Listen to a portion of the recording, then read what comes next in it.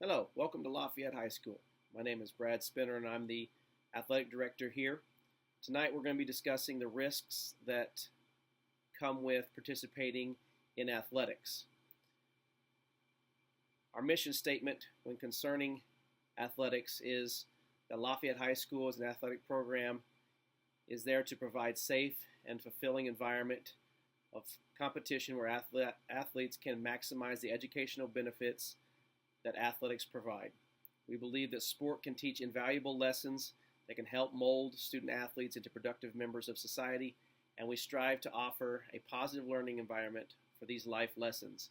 And in doing so, our ultimate objective is the safety of our athletes. Now, we understand that in athletics there are some inherent risks, but our job as administrators and coaches is to minimize those risks and to deal with injuries and should they occur. Some of the inherent risk factors in participating in athletics can fall into three categories: physical risks, mental and emotional risks, and time risks. Physical risk factors are probably the ones we're most familiar with, and that would be injuries, minor ones like sprains and strains, cuts, scrapes, and bruises and such. Moderate injuries were concussions, muscle tears, tendons, broken bones, and such. Or even more severe injuries, which rarely happen, but we have to plan for those injuries as well. And those can consist of paralysis, cardiac arrest, and hopefully not death. Some of the mental, emotional factors that your athlete may encounter when participating in sports is the pressure to perform. Sometimes this pressure can become overwhelming and lead to depression, negative attention from fans, opponents, etc. When you're on the opposing team, you're not a favorite and sometimes a target of negative comments, which can hurt emotionally. Unreasonable expectations placed on themselves, peers, parents, community. Sometimes we lose sight of what sports really is, and it's a learning experience, and sometimes those things can get carried away and cause some emotional damages. And finally, time risk factors. Students being involved in school and being involved in other things, sometimes schedules conflict with one another, and there has to be some sacrifices made there. There's less time for homework and studying, and so sometimes grades can suffer. We have some contingency plans in place for that to prevent that. And there's less time for friends and family, which can be harder on the friends and family a lot of times and cause some distress.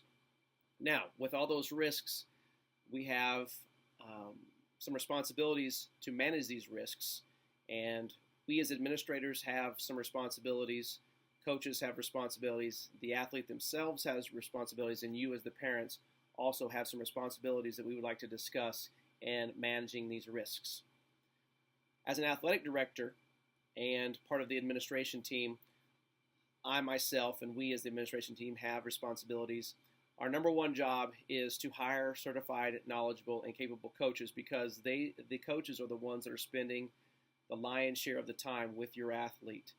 And if it's our job to ensure that your athlete is getting the best coaching that they could possibly get. We have to provide, our job is to provide our coaches with professional development.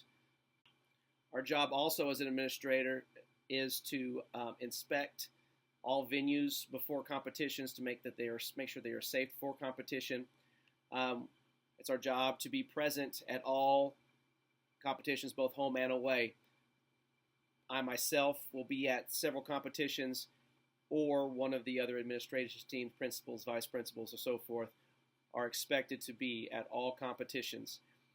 Our job is to have a contingency plan in place should an emergency occur, ambulances on site, phone numbers to reach, that we know how to get a hold of the correct personnel should an emergency occur. And we will have an athletic trainer on site at all home games. It's the home team's responsibility to provide an athletic trainer. Now, that's not to say our trainer, Lyle Christensen, won't attend away games as well, but our job is specifically for home competitions, home contests, to provide a trainer. Now, moving on to the coach's responsibility. We expect our coaches to host a parent meeting to discuss their expectations and any risk that is specific to their sport. Every sport has different inherent risks, and those coaches are expected to discuss those risks with parents and athletes. Along with the meeting, they're supposed to provide a letter, so it's in writing what their expectations are, and those need to be signed by both the athlete and the parent and returned to the coach to show that there is an understanding. It's the coach's job to inform athletes and parents of appropriate and acceptable equipment. Each sport requires different sets of equipment, and there are regulations for this equipment that athletes must adhere to in order to participate with that equipment. Coaches are required to complete CPR training, first aid training, and concussion protocol training, and they are to do that every year before their season begins. They are to provide a safe environment for practice and competition. That means they need to be aware of any bullying or hazing or anything like that to provide a safe environment for their athletes. This also includes inclement weather, lightning, and heat, and they need to have contingency plans to deal with inclement weather. They need to be able to communicate with their parents and athletes on how to prevent and treat injuries, and work with the athletic trainer in doing that. As far as the athlete goes, their responsibility, they need to understand the coach's expectations, and they need to understand the risks that are involved in participating in their sport. They need to be using the appropriate and acceptable equipment for the sport that they are playing. They need to keep from behavior that would unnecessarily increase the risk of injury, horse playing, goofing off, and stuff like that. Communicating with coaches and parents if an injury has occurred. A lot of times athletes want to hide injuries because they're afraid it's going to affect playing time. But again, our number one goal as an administration and as a school district and as an athletic program is the safety of our athletes. And if an athlete is injured, they need to be treating that injury. And lastly, they need to follow the treatment plan that is set up for them by the coach and the athletic trainer. It doesn't do any good if the athlete doesn't adhere to that training or that treatment. As far as the parents go, parents, you're expected to attend the parent meeting for the coach and understand the coach's expectations and the risks that are involved in participating with that sport.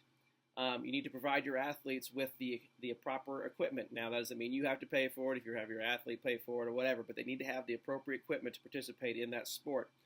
You need to support your athlete, your team, and your coaches. That emotional support is huge, and I don't think you'll understand until years later about how important it is that you be emotionally supportive for your athlete. Communicate with your coaches if your athlete is injured. Sometimes athletes like to hide an injury from a coach, but if you feel that there's an injury that needs to be dealt with, please communicate with that with your coaches. Make sure your athlete is following the treatment plan that is set forth to recover from an injury. As far as all that goes, if you guys have any questions, please do not hesitate to contact me. I've got my email address, my phone number, and the school's address up here. And no, I'm not giving you my social security number. Thanks for coming out. Look forward to seeing you guys out at the games, and look forward to your support. Thank you.